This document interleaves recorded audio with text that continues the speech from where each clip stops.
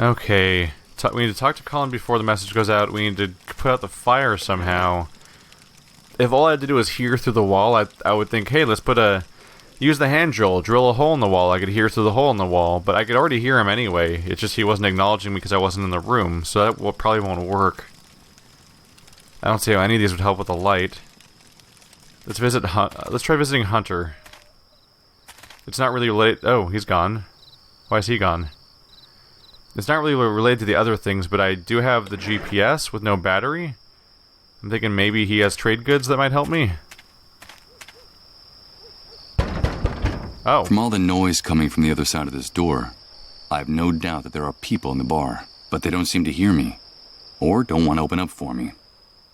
Okay, so we can't go to the bar, unless I can open the door by force or something, but that seems like a bad call, and a great way to get in trouble. Okay, so, how do I put out fire? I don't have a bucket, right? None of these are buckets?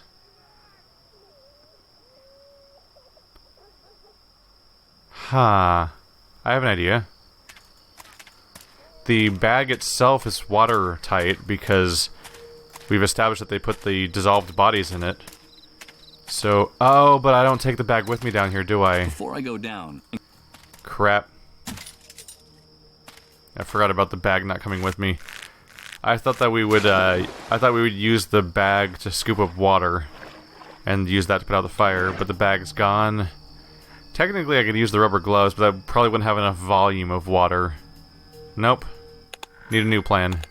Well, what's the one clue we have so far about Hunter is that they don't want us messing with their oils. They said don't look at them, right? So there's a bunch of drums everywhere. I can't interact with them directly, right? Because they're sealed? Okay, here goes. It's impossible to budge these drums at all. I don't know what they contain, but whatever it is, it weighs a ton. Oh no. He's saying that they're too heavy. So I've got to use the drill to drain them, right? But then what effects is that going to have? Okay, so we'll make a hole in one of these drums.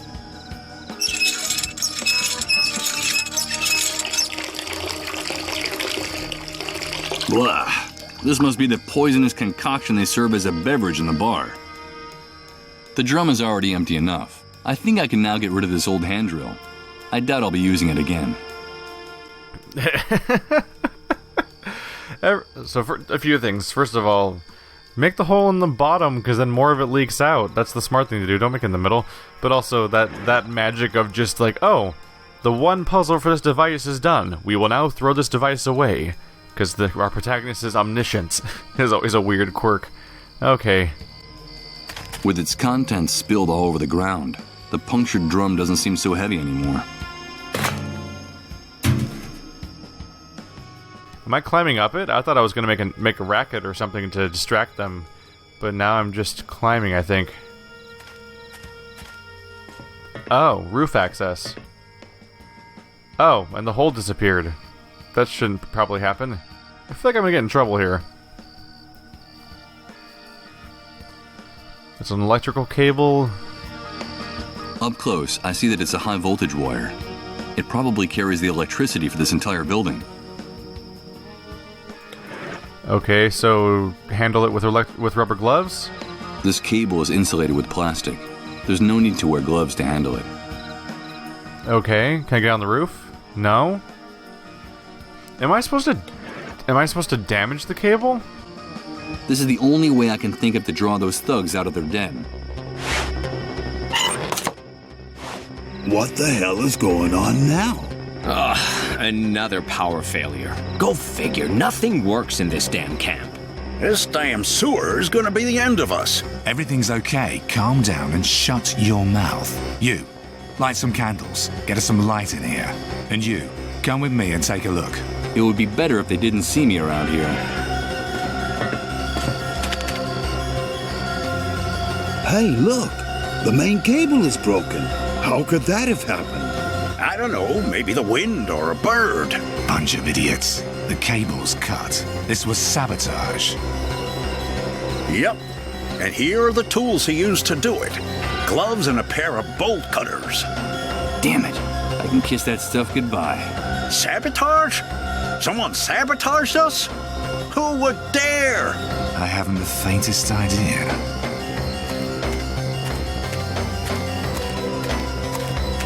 What happened, Hank?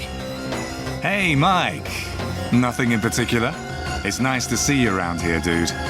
Some idiotic camp electrician wanted to practice on our place. That's all. We'll give him a fitting reward when we find him. You know, fair's fair. So, tell me, what brings you to these parts? I wanted to talk business with you. Business? Of course, Mike. You know, in these hard times, we all have to help each other. I'm sure we'll be able to make a deal. Come inside and sit down with me. And you, fix this.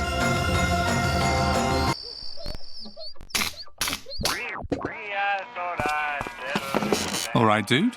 You told me you wanted to talk business. So, here we are. Shoot. This is where having more than money might have been helpful. I gotta say, guys, the puzzle solving in this adventure game is a little bit deranged. I've played a handful of different puzzle games now. Adventure games on this channel. And there's always moments where I'm like, that's unintuitive, but I guess it makes sense.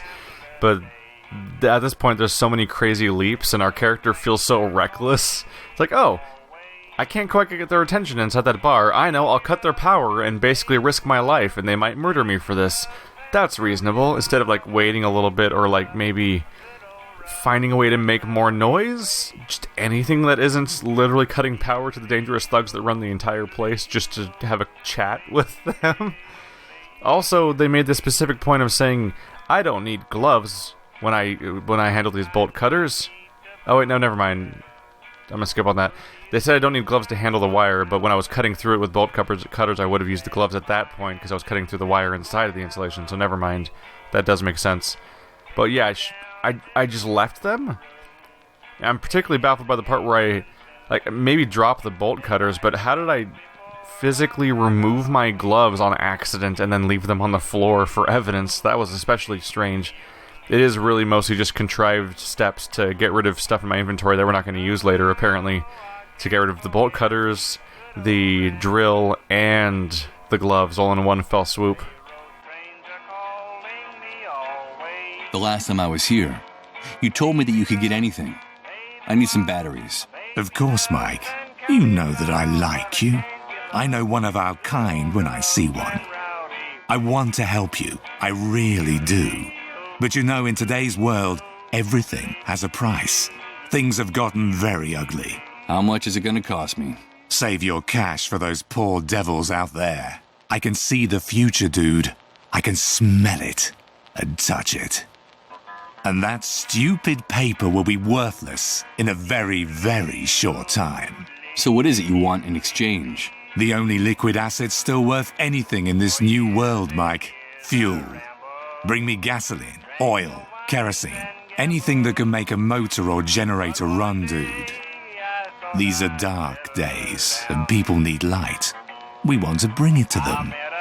You bring me the fuel, and the batteries are yours.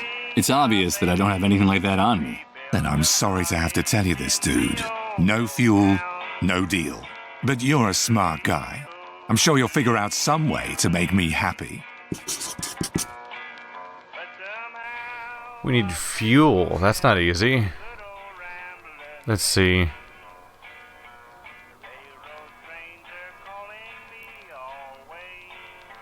I can insult his business or his freaking music. This seems like a bad idea, but I also kind of want to do it. That horrible music is drilling into my eardrums. Why do you always play the same song over and over again? You're lucky we're friends, Mike. Otherwise, I would have pounded your nose into your skull. That was my late father's favorite song. He was an apostle of the new world, a visionary. Apostle of the New World? That's right, Mike. An evangelist. A prophet. I hated that old bastard for years. As a boy, the beatings he gave me made me tremble at the sound of his voice, of his boots, of his belt. When I was just a kid, he forced us to live in the forest for days on end. Those were his survival classes, he said. I still have scars from those years. We were all delighted when they found the remains of his body burnt to a crisp in a car, clutching his flask of whiskey like a baby's bottle. It's only now I understand. Understand? What? What my father was trying to do. His commitment to making us strong. He was a visionary. He knew that hard times were coming. He never stopped repeating that. And he prepared us for them. That hell that buried me alive in the old and decadent world gave me wings in this new world. And let me be reborn, cleansed and purified. I don't care if the Great Wave was the work of God or the devil, Mike. I only know that one of them has been very good to me. My father's prophecy came true. And the new world has put all of us in our rightful place. Yeah, I haven't the slightest doubt. Who are you, Grant Ward or Daryl Dixon, abused by an authority figure, but then retroactively thinking that it helped you prepare for everything? That's the way he threatened me makes me think I could get into trouble here, but also I kind of still want to see where the dialogue goes. I just talked to your men. Those maggots who are prostituting Rose. Your business dealings turn my stomach. Watch your mouth in my house, you damn prig. Because you're insulting me in front of my people. And this is not the first time. That poor girl is disturbed. She has the mind of a child. What you guys are doing isn't right. Do you want to talk about justice, dude? About that objective, impartial, blind lady with the scales? It's funny that you're the one bringing up that blindfolded whore. And wasn't it you who paid handsomely for some time alone with that little mouse? So, did you have a good time with her, Mike? And tell me, what are those blood stains on your shirt? I suppose my informants are mistaken, and that blood is unrelated to the disappearance of a certain preacher in this city. Michael, did you treat him justly? Now, who the hell do you think you are, handing out lessons in morality to anyone, dude? But how do you know? Oh wait, there's an explanation for all that. Of course, there's an explanation, and it's very simple. You gotta do what you gotta do. But don't you worry, Mike. I see everything, but your secrets are safe with me. I like you, dude, because deep down, you and I are much more alike than you think. Our true nature is coming out in all its glory in this new world. You just need the courage to act on it. You're wrong. I'm not like you. I hope for your sake that you're the one who's wrong, dude. You're a predator. I can tell.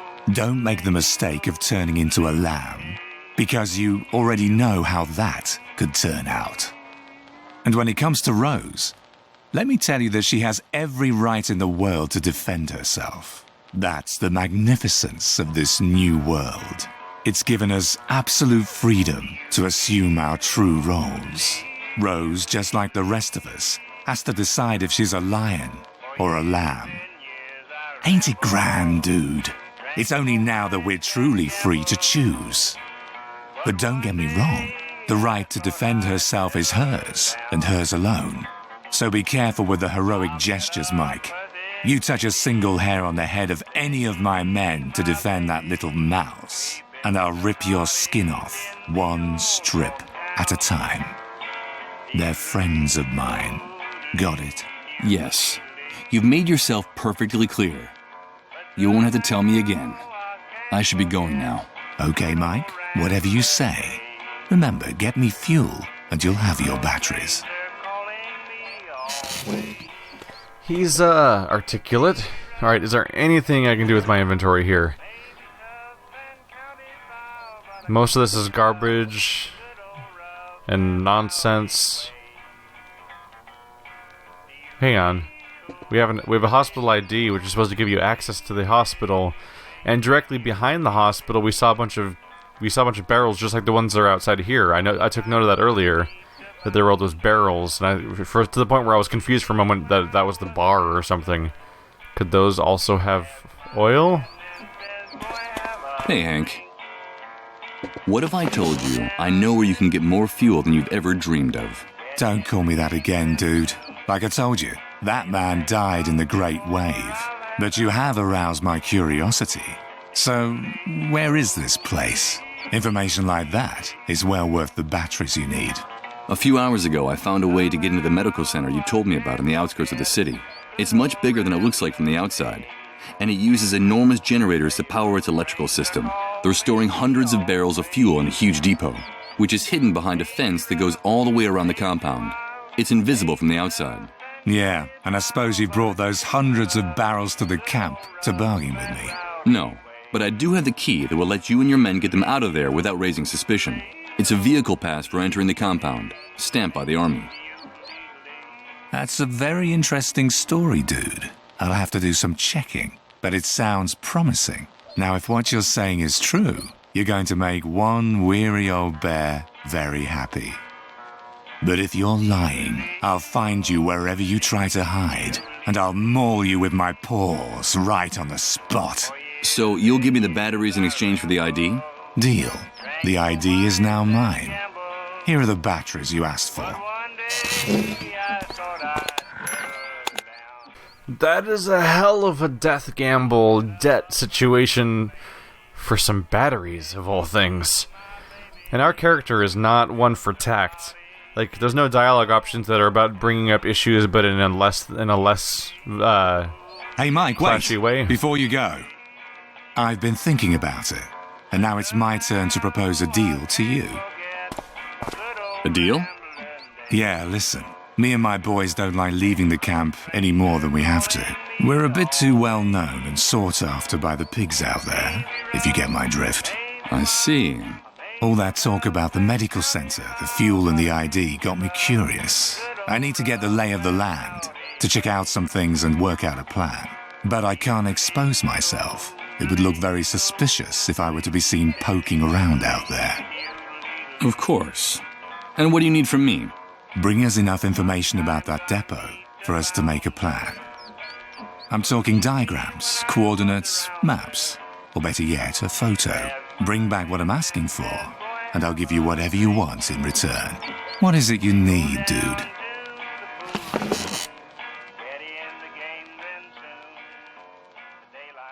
What I was getting at before I got cut off a little bit was just the idea that, like, there's usually no dialogue options to be tactful about it. Like, you can't bring up the issue with Rose and how she's mentally ill and should be taken care of in any way other than being like, your business turns my stomach. I'm inviting you to murder me, mob boss man. And that's not a good fit. Let's see. Could you make it so I get my life back? Your life? Oh yeah, I remember now you're a blank head. You told me you had no memory of your past. Listen, dude, be careful about what you wish for, because maybe what you're looking for isn't what you want to find. Are you sure there's anything in that black hole worth bringing back? We're at a new beginning. This is the start of a new era, and you've woken up in it without any baggage. Enjoy it, Mike.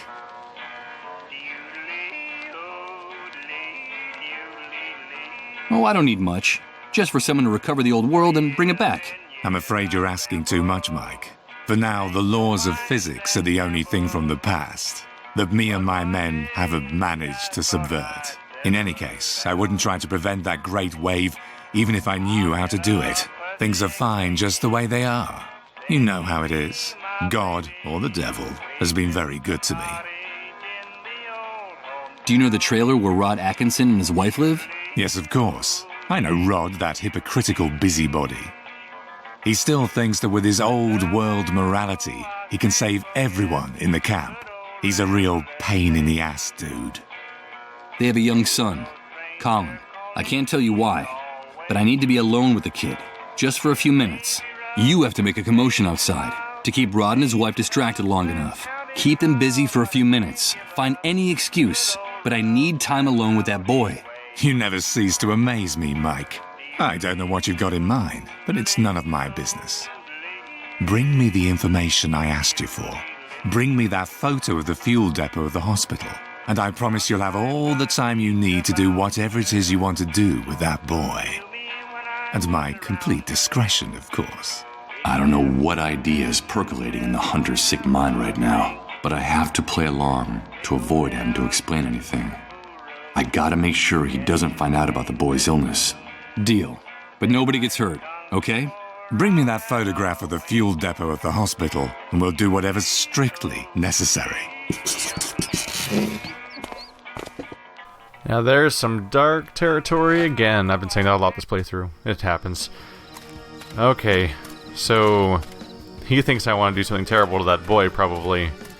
And he's amused by it because he's a terrible, terrible person. Well, I don't know how to deal with the whole situation with getting plans to get inside that place, but what I do know is we just went through a lot of effort to get some batteries. So let's go ahead and mix that up. Okay, let's see if this device still works. Huh, it works. But what do we have here? It's a list with hundreds of names, places, and addresses, and a map of the city. It's the device the cleanup brigades use to navigate during their raids. Sort of an electronic map. It looks like some satellites are actually still working after the Great Wave. I just have to enter an address, and this screen will show me where it is. Any address, huh? So Beechwood Oracle is in fact a location. But what kind? Why was Reverend Blake carrying this card around? And why does that voice inside my head keep telling me to go there at any cost? Well, that seems pretty unambiguous. We don't even know what the place is, but we have a business card with an address. Okay, let's enter the address shown on the card from Beechwood Oracle, 24 Mametz Wood Street. The map shows me a place near downtown. Let's go have a look.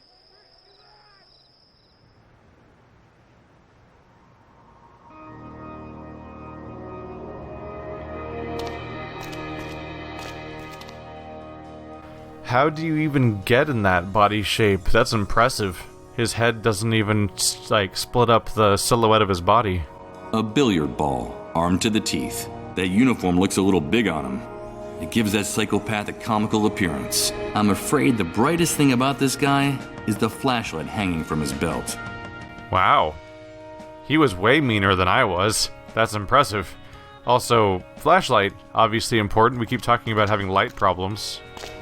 Hey you! What are you doing here? Didn't you hear the curfew warning? Relax. Look at his wrist.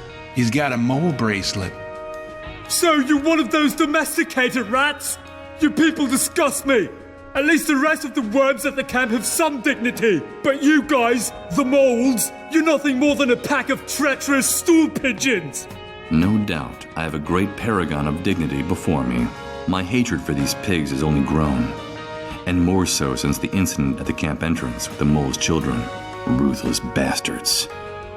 I just want to ask you guys a few questions. That caught me by surprise. I didn't expect him to be that short. I thought for sure he was just standing closer to the screen than the guy next to him, but no, he's actually just this tiny ball man. Okay. Why are you posted here? Just following orders, rat. We're here to protect and serve the inhabitants of this city.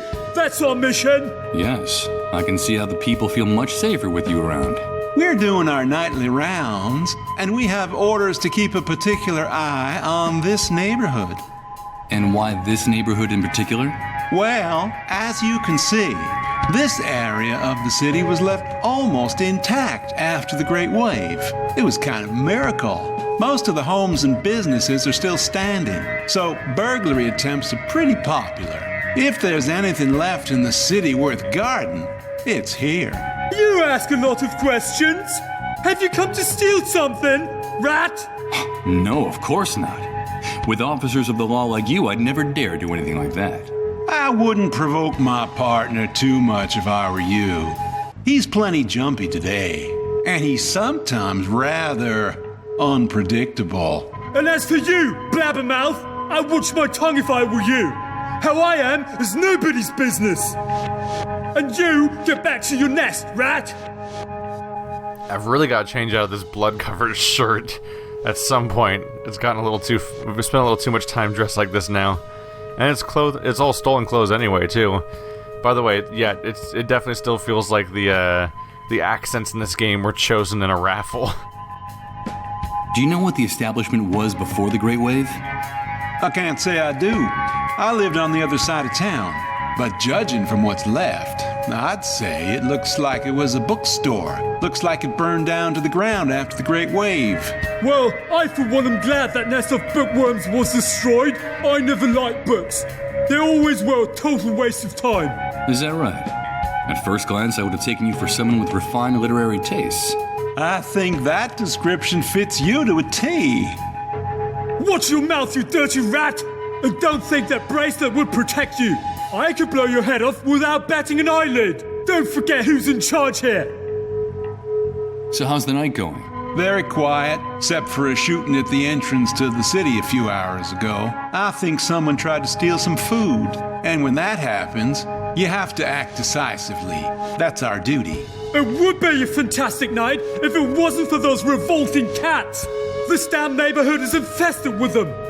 Cats?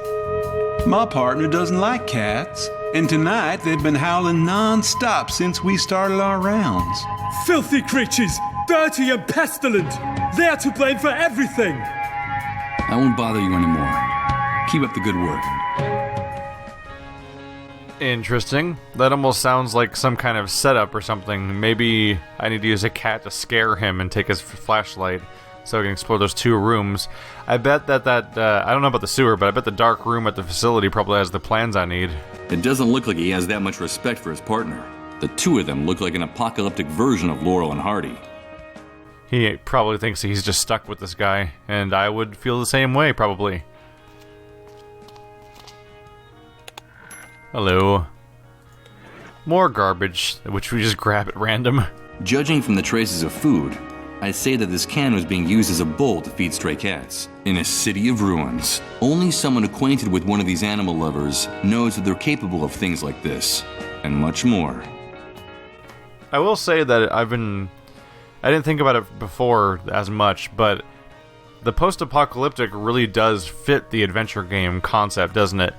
A lot of these were often set in medieval times or sci-fi settings, but a destroyed civilization has a lot of excuse to have random garbage thrown everywhere that can be used to solve puzzles, which is why it makes sense to use it in this game and in in The Uncertainty and in Shardlight. This is at least my third post-apocalyptic adventure game so far.